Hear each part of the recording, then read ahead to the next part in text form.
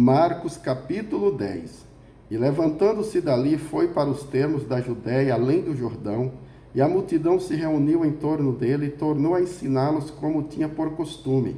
E aproximando-se dele os fariseus, perguntaram-lhe, tentando-o: é lícito ao homem repudiar a sua mulher? Mas ele respondendo disse-lhes: que vos mandou Moisés? E eles disseram: Moisés permitiu que escrevesse carta de divórcio e a repudiasse. E disse Jesus: pela dureza dos vossos corações vos deixou Moisés escrito esse mandamento. Porém, desde o princípio da criação, Deus os fez macho e fêmea.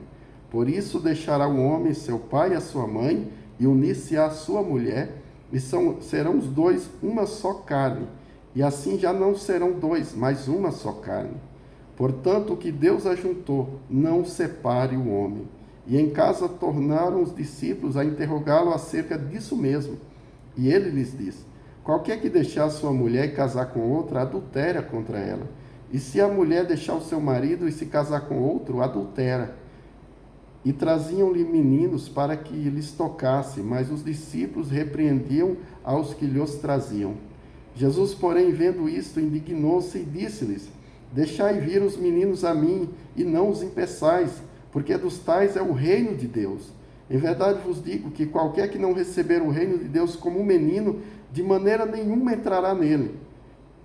E tomando-os nos seus braços, impondo-lhes as mãos, os abençoou. E pondo-se a caminho, correu para ele um homem, o qual se ajoelhou diante dele e lhe perguntou: bom mestre, que farei para herdar a vida eterna? Jesus lhe disse: por que me chamas bom? Ninguém há bom, senão um, que é Deus.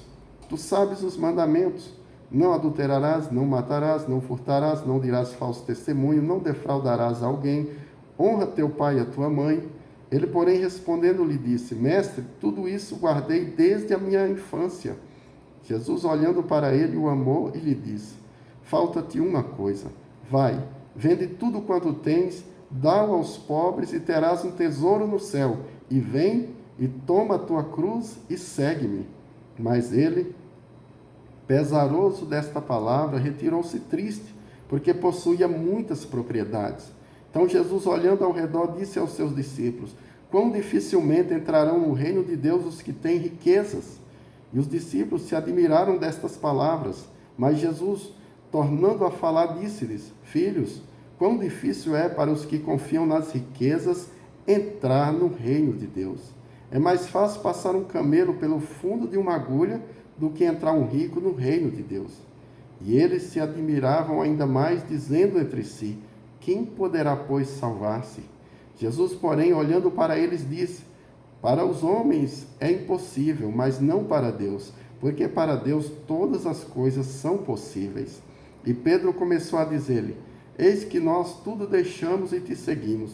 Jesus, respondendo, disse: em verdade vos digo que ninguém há que tenha deixado casa, ou irmãos, ou irmãs, ou pai, ou mãe, ou mulher, ou filhos, ou campo, por amor de mim e do Evangelho, que não receba 100 vezes tanto, já nesse tempo, em casas, irmãos, irmãs, mães, filhos, campos, com perseguições, e no século futuro a vida eterna.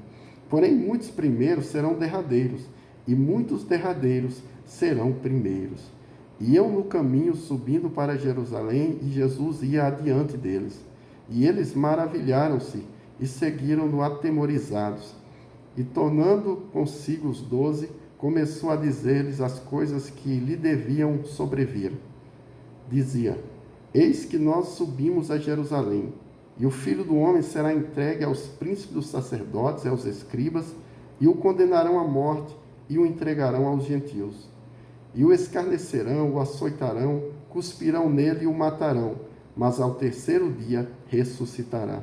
E aproximando-se dele, Tiago e João, filhos de Zebedeu, disseram: mestre, queremos que nos faças o que te pedimos. E ele lhes disse: que quereis que vos faça? E eles lhe disseram: concede-nos que na tua glória nos assentemos, uma à tua direita e outra à tua esquerda. Mas Jesus lhes disse: não sabes o que pedis.